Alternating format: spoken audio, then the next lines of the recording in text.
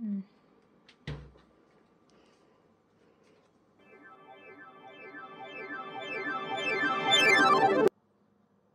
మౌనిక, ఆ? ఏంటి అది అసలు అక్కడ? ఏమైందండి?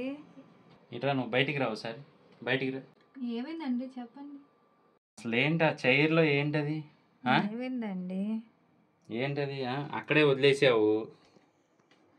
అది ఇందాక మనీ లెక్కేస్తూ మర్చిపోయినట్టున్నారండి, ఇంకేం కాదు. నేను అడిగింది మనీ గురించి కాదే, బంగారం లాంటి టమాటాలు అలా వదిలేసావు, రేట్లు ఎలా మండిపోతున్నాయి అనుకున్నావు అసలు?